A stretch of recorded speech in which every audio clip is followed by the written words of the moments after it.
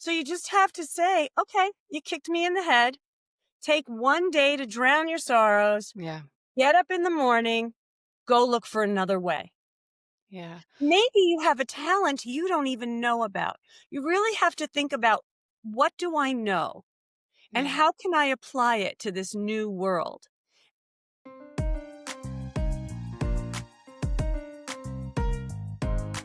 Hi, I'm Indra, and I'd like to welcome you to the Messy Middle Matters, where my friends and I explore all the twists, turns, and challenges that arise in the messy middle of work. So, today we're talking about something that I think everyone has faced when plans don't go as planned and you need to pivot and change and evolve. And confession time. This is take two on this episode with my dear friend Nancy. So, this is the first time that we've had someone with a Wikipedia page, and first time we've had a New York Times bestseller. So exciting. So, Nancy, I will not do it justice. Can you tell everybody who you are and a little bit about yourself? Okay, I'm Nancy Krulik. I'm probably best known for writing chapter book series for kids. Yeah. And some of you may know Katie Kazoo Switcheroo or George Brown Class Clown, Magic Bone, Princess Pulverizer. That's what I'm most known for. Yeah. But recently I have been doing something completely different and outside of publishing. And that's where I made my turn, because the publishing industry has definitely had a downturn, at least in kids' books. Yeah, it's your latest turn, but it's not your only turn that you've had in life. Oh, You start no. so why don't you tell everybody a little bit about how you got into writing? Like you had a career before this. Like Right. or this I is yeah. majored in investigative reporting at Temple University. I was the news editor of the Temple News, which Uh-huh. has a rather large readership because it's a big college. And then I went into working at Scholastic for kids. I had never written for kids before. And I was the editor of magazines that were sort of fan based, Mhm. sort of interviewing stars that kids want to hear about. And then I started writing nonfiction books, and I did biographies of celebrities. And, this was in a time where there wasn't a lot of internet access. So it was a lot more research, a lot of interviewing people. Even if you couldn't get to the stars, you had to interview people around them. Mhm. One of them was one of my bestsellers because it was on Leonardo DiCaprio, and it came out the same week as Titanic. Oh, I didn't know So about that that one. did not sink. It did not sink. And then somebody said to me, "Have you ever tried fiction?" And fiction was great because I didn't have to check my quotes, right? I made them up. And so for a lot of years, I did all of the series that I told you about and more. And then chapter books weren't that great. And now I have made the move into animation. So So, I want everyone to understand the size of your tome of books that you have, right? Like it's your oeuvre. Did I use that word right? mm, Two, right? that's the key word. It's an SAT word. Yeah, 250 books. Over 250 books you've written. It's Yeah, yeah. I mean, amazing. some of them are very short and But some it of them doesn't are movie matter. novelizations, but they are all part of my, collections. They are, and And you've gone internationally touring on I these books. You've have, seen lots of countries on it. Like it's yeah, amazing. I've seen countries, I've seen most of the 50 states. Yeah, I do a lot of talking to kids. I still do a lot of talking to kids. It's one of my favorite things to do, even though they ask the same questions all the time. How old are you? How much do you make? I personally like the ones that say, um, did you come here in a helicopter or a limousine? Like, Oh, no, that's I'm sorry. adorable. Yeah. They Oh my they have a god. very skewed version of what the royalty system is.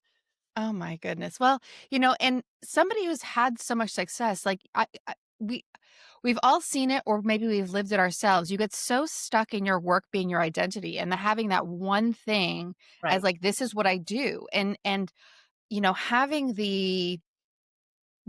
having the ability to be able to recognize that it's time to pivot is one thing, and then actually being able to pivot into something else is a whole nother. Right.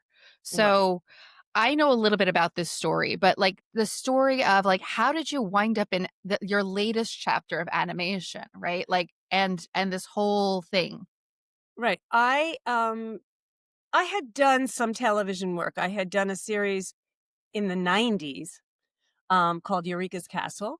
Yeah, But I hadn't done any television in a very long time. And I got a phone call that somebody wanted to create a cartoon show around my series, Princess Pulverizer. And at the time, it was a big studio. Not so much a studio as like a house, I guess they sure. call it. And what they wanted to do was a shopping agreement, which meant if they sold it, I got to be one of the executive producers and I could work on the scripts and I could do all this. But if they didn't sell it, I didn't get anything. And I thought, you know what? I know it's going to be a lot of extra work because at the time I was writing a series called The Great Mathemachicken, and those were books. And I had to get those done as well. But I thought, this could pay off. And so we started and I learned a lot. I learned like terminology that I didn't Mhm. know. I learned how things are sold to big studios.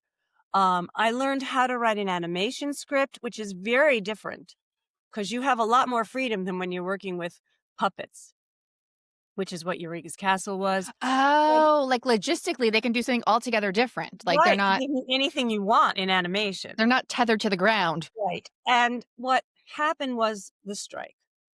And I am in the Writers Guild, so I couldn't Yeah. write at that point.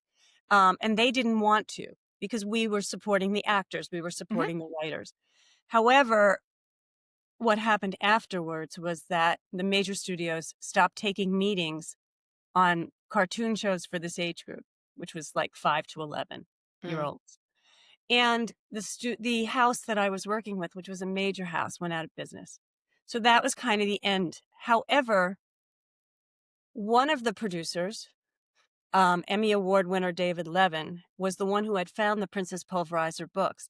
And he called me one day and he said, why don't we try to do a series by ourselves? Let's do an indie. And that's what we're working on. And so even though I didn't make any money on that series and I did a lot of work, the reality is, excuse me one second. Somebody wants to come up. And this is my co-writer, Scooby. Um, I love is Scooby. this okay? Yeah, totally fine. Okay. So at that point, I had the knowledge and I had the opportunity. And David and I are working on a series called Monsters Aren't Real. And it will be originating on YouTube. Mhm. It's doing extremely well, even though we are only in production. We have Yeah. been putting out little pieces and little teasers, and we have a lot of subscribers ready for the series to go. Yeah. We have been asked to do a stage show, even though the series itself is not up. So what happened was I didn't lose anything because I gained so much knowledge. I gained a great contact. So sometimes you just have to take a gamble. And it may Yeah. turn out that it doesn't turn out the way you think it will. It turns out better. I think it's something that you always say to me, is nothing is ever wasted, That's right. right? Nothing is ever wasted. It's in your quiver, it's in your arsenal, it's in your, toolbox or toolkit of like tricks and whatever, like resources that you can grab from. Not And I love contacts. You make a lot of yeah, contacts. yeah. And let's face it, in any industry, contacts are everything.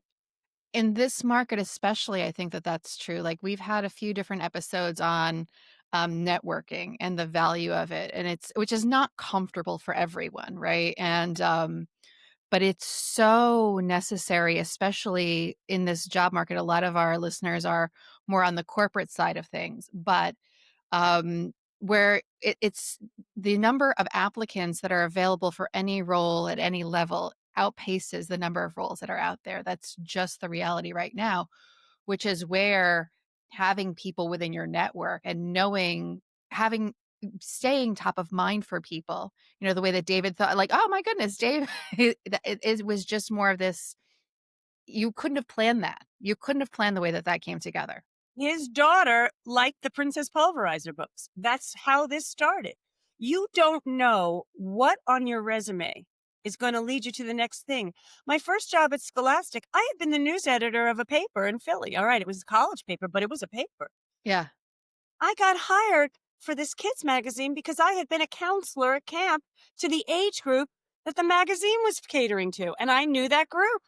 You don't know. Do Yeah. it all. Take a chance. Yeah. And the other thing that I think is really important is that, and I want to dig into this a little bit more, is that you are constantly learning and adding to your skill set. Like, because you and I've hung out regularly during this arc of your latest project, right? And so I understand everything has been going on behind the scenes of um of the project, like all the different things. Like you've had to learn Kickstarter, you've learned social media in a different way than you've learned it. Oh, You've learned absolutely. so many different pieces of the puzzle. Merchandise. Merch. I had never written a stage show before. It's very different. It's Yeah. certainly different than animation. These are all new skills and they're scary. I'm not going to tell you it's not scary. I'm not going to tell you that, I'm not often, Yeah. and I jump in and I have a partner who has never done it either. But Yeah. between us, we have been able to figure out so much and had an opportunity to create something from the ground up. Yeah. So, when there are those moments of fear, frustration, whatever, like the way the recovery, like you're very resilient. How have you built up that resiliency muscle? Or do you have any sort of stories around that or not? Um, You've always got some story yeah, because you're I a writer after all. have a lot of A stories. punny, funny story. I've got my Words Matter mug because I'm talking to Well, I you. So, used to say that just putting my kids' tuition bill on the wall in front of me was motivation to write. yeah. But then they graduated and I had to find new motivation. For me, I think I love what I do and I'm only Yeah. good at one thing, and that's writing. And so I have to find other ways that are appropriate to the time. Also, a writer is who I am. Yeah. I know that for a lot of people, a job is just a job. And I don't know if it's because I'm in the arts or if it's because it's a passion or because it's just a lot of fun, but I have to find ways to write. And I also have to find ways to eat. And so resiliency comes from necessity. I find Yeah. that a lot of people who don't need the income, they put every block in front of them. The reality is most of us have to earn a living. Yeah. And so you bounce back. I've been kicked in the head. I can't tell you how many proposals I have worked months and months on, and Yeah. then only to be told, oh, well, we're not buying chapter books now. Yeah. My first response is, well, you came to me. And then my second response is, but the market won't bear another series at this point. So you just have to say, okay, you kicked me in the head. Take one day to drown your sorrows. Yeah. Get up in the morning, go look for another way. Yeah. Maybe you have a talent you don't even know about. You really have to think about, what do I know? And Yeah. how can I apply it to this new world? I mean, part of the problem for us was we couldn't afford an animator. David, David Levin, who is to me a genius, has learned how to use AI just for the animation. All the writing is done, by people. Mhm. All the voices are done by people. And in fact, we have a couple of celebrities coming up, which is very exciting for me. I wish I could tell you who they were, but No, not yet. Not don't yet. We want don't want to tease. We'll that tease the fact that song there's for a a something. channel. Yeah, I'm Okay. just teasing. And David writes the lyrics to most of the songs, Mhm. but we have to use AI for the animation. We have to use AI for most of the music because the reality is we can't afford it. AI can be very scary and it Yeah. is taking a lot of stuff away from people, but it's giving people opportunities also. Yeah. We could not afford to do what we are doing without it. Would we Yeah. love to use real animators? Sure. We're not Netflix. We're two creatives. There are ways to use AI to help yourself. You have to grow with what is happening. That genie's not going back in the bottle. So you have to figure out how to use it to your advantage. Yeah, it's making me think of my favorite a quote that I use as a touchstone in my life. To succeed, it's necessary to accept the world as it is and rise above it. Right? That's right. Michael Korda said that. I And have that's to. perfect. It's just because it is, and the reality of it is that is the world that we're in right now. We're right now in micro entrepreneurship. We're in a world of like the world is going into what's referred to as fractional labor, right? Which is much more it could in previous incarnations, it could be thought of as the gig economy, like pure fractionals are going to scream at me for the way that I'm defining this, but but that's okay. But the reality is that this is the AI has shifted us. We can't stand on our principles. One of the things that I heard recently too is that women are less likely to adopt AI than men because we're thinking about the ethical pieces of it. We're thinking about the ecological pieces of it. But the reality of it is that we are living in this world and, we can't do injustice to ourselves. So like that is amazing that you guys are doing this, right? And found a way through in this world to get the project, get as much of it as in humans, as you were saying before, as much of it as you can, but acknowledging the parts that it makes more sense to go the new path, right? Right. It's a hybrid. Now, obviously, the stage show is not a hybrid because, thank Well, goodness for theater. So far, we haven't figured out a way to get. only ABBA's done that. That's the only one who's done it well. I mean, I'm an adaptable person. You have to be an adaptable person. Mhm. And you sometimes have to leave your ego at the door. I know for a fact Yeah, that I can write chapter books. The yeah, fact that no one's buying them has nothing to do with me. The fact that your employer is now saying, well, we don't have that division anymore. You have to go somewhere else has nothing to do with you. It has nothing to do with you. So let go of it. Take a look of what you've learned there and say, well, thank you. That was awesome. But I'm going to take it and show you what I can do with it in another direction. It's important to think positively yeah. because that's the secret. But it's making me so you were saying that you identify as a writer. To me, that's not identifying with your job as much as owning your craft, right? Yes, Like this is your craft. The label that someone sticks on it might be different in different phases of your life and different phases of technology and different phases of business, whatever it might be.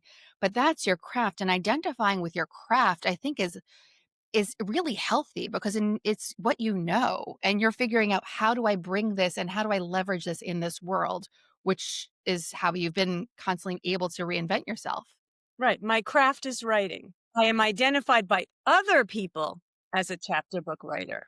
Sure. In my head, if you can write, you can write. You'll figure it out. I prefer to stay in the kids' realm for now Yeah. because I prefer children to adults. I just find them more interesting.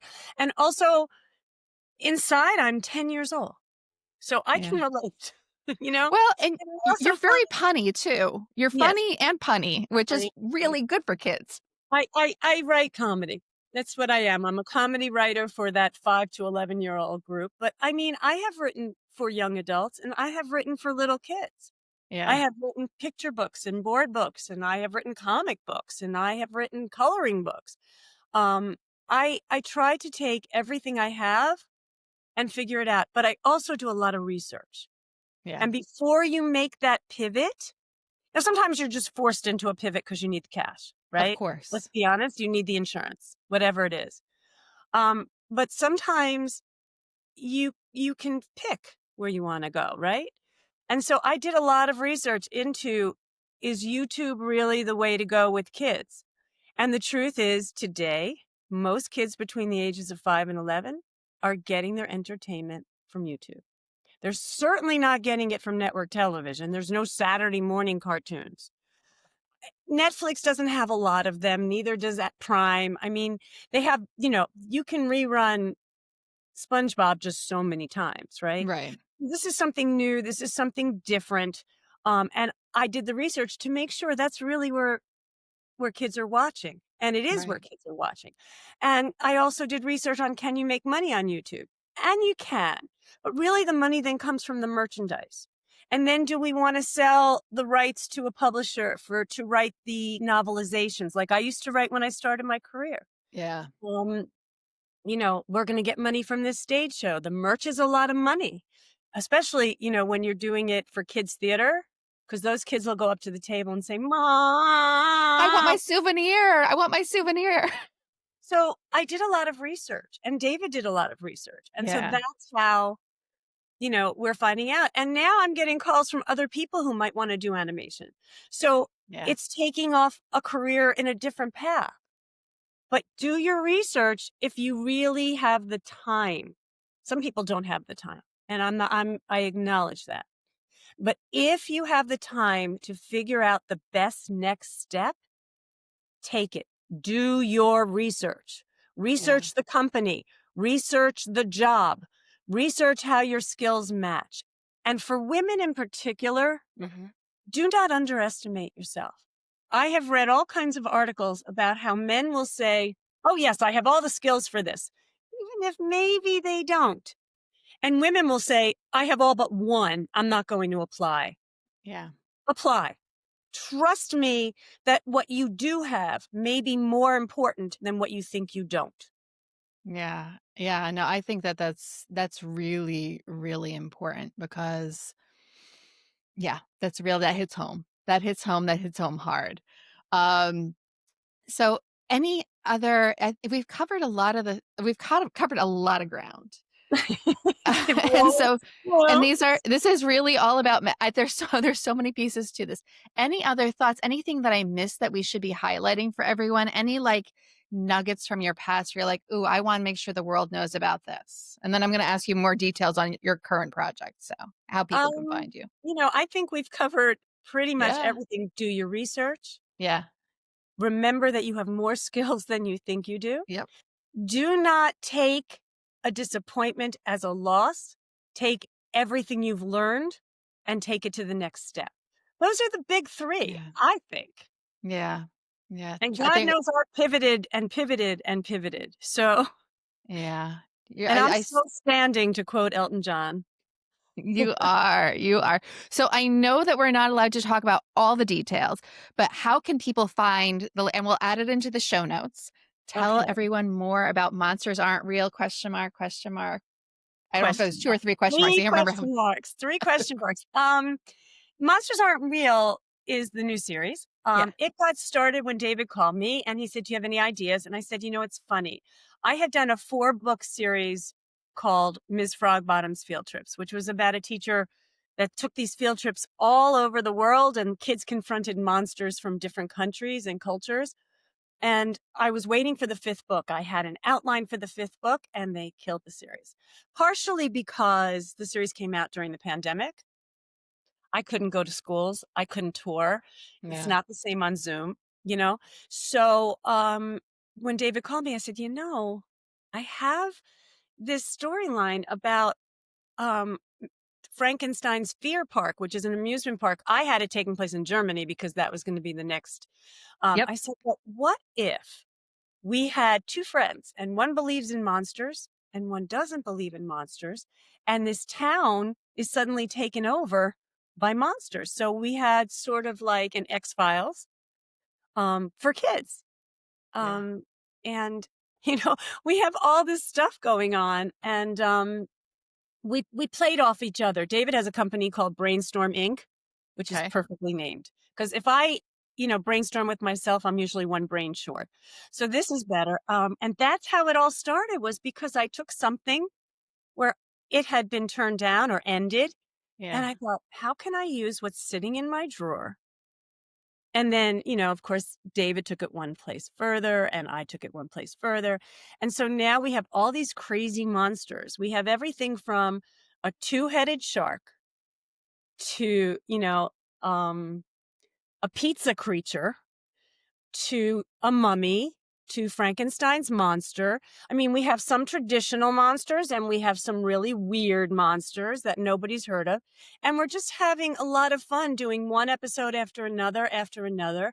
And then we talked about doing songs because we wanted to do something that made us different. Yep.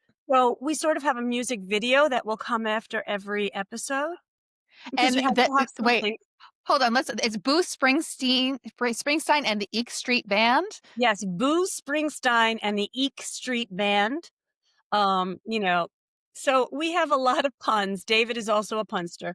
And I'm having a blast writing these scripts. I mean, Yeah. I can't stop writing them. I'm already into season 2 and we haven't started season 1 on YouTube yet. So I am excited. If you go to Monsters Aren't Real Cartoon on YouTube, you will see what we're working on. You will be able to trace the steps of how an animated cartoon is made because we started with the Kickstarter Yeah. and then we had some very short videos. And now we're starting to introduce characters and we have some of the music videos. The scripts are being written. So, yeah, it's very exciting It's and I'm exciting. learning so much. And you have to remember that life is about learning. When you stop learning, you may as well give up, and you never 100%. know where stuff is going to go. No, no. And Can you like, tell I'm excited? it's well, and what I love about it besides yes, I love seeing some of my favorite things are watching the creative process grow because we don't know, we always see the end result and what you guys, but we don't see the journey along the way. What this has shown, whether it's, through, I'll add the links to YouTube, et cetera, so everyone else can take a look at it too. But you can see how the animation has improved. You can see how the audio gets overlaid. You can see all these different pieces of the puzzle and as I've been watching, my favorite part of this is the fact that it reminds me of something that Sesame Street has done really well. It bridges the gap. It creates the content is something that the kids will love, but the parents will be like, "Oh, that's funny too," right? Like Right. again, Boo We want this to be Springsteen and the Eek informative. Street Band. This Yeah, is a family experience, and that is the yeah. Sesame Street model. I mean, if you're going to take someone's model, take the best one, except that we're not really educating. I'm not Well, big on that. that's I just want okay. kids to laugh and I think kids need to laugh. We don't And laugh enough. Yeah, I agree, and I don't think parents laugh enough either. So this is something that parents can enjoy with their kids, yeah. and they can feel their kids are safe watching it because we don't, we're not proselytizing, we're not politicizing. This is just fun, It's and there's fun. not enough, and so we are filling a void. And well, And also, don't forget, David and I are experienced. We've yeah, done this for years. yeah, So we know what makes kids laugh. We yeah, know, you know, what makes parents laugh because we're parents, you know? yeah. No, I love it. I'm just so excited because I know in the coming months, it's all slowly coming together. Yeah, and have And then patience. Have well, patience. I'm not very big on patience, and this is taking, to me, forever. But if you knew how long major studios take, because there's so many, cooks in the kitchen there, we are on a fast track in comparison. yeah, So, you keep watching because I think you're yeah. gonna have a lot of fun just watching us grow. I am, and I'm there. So It's so much fun. It's so much fun. Every week there's something new, at least behind the scenes that I get a glimpse into, which is just a lot of fun. So, Nancy, I adore you. I I adore you. And I know, and I am so grateful that you joined me on the podcast. I know this is your first podcast ever. So, yay. Yahoo! Uh, It is my first podcast ever. So, and anyway, if anybody wants to, get in touch with me, they can get me through my website, which is realnancykrulik.com, which I named that way because some kid did a book report called nancyKrulik.com and took it away from me. So I'm realnancykrulik.com. really? Yeah, years and years ago. I think it's probably gone by now, but But you're that famous, which I love, well, yeah, which I okay. love. The books are famous. I can still walk down the street. Okay. Well, Nancy, thank you for everything. I know that our listeners are going to get an awful lot out of this. You've given Oh, us just a yeah. glimpse into just a world that most of us, I don't think have access to. So thank you for that. And Well, thank you it's for really no sharing. different. I mean, talent is talent. Whether your Yeah. talent leads towards the business side, the art side, Yeah. talent is talent. Yeah. Believe me, I wish I had more of a business sense. Well, Thank you for everything. And I hope that everyone joins us next time for another topic from the messy middle. Bye, everyone. Bye-bye.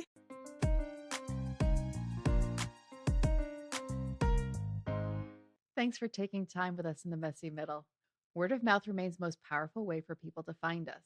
If this episode sparked something for you, we'd love it if you'd subscribe to the podcast on your favorite app, download a few episodes, and share it with someone else who's navigating the in between. Do you have ideas for future episodes or topics you'd like us to explore? You can find our feedback form at themessymiddlematters.com or in the show notes. Thank you for joining us on this journey. This work is better when we do it together. Until next time.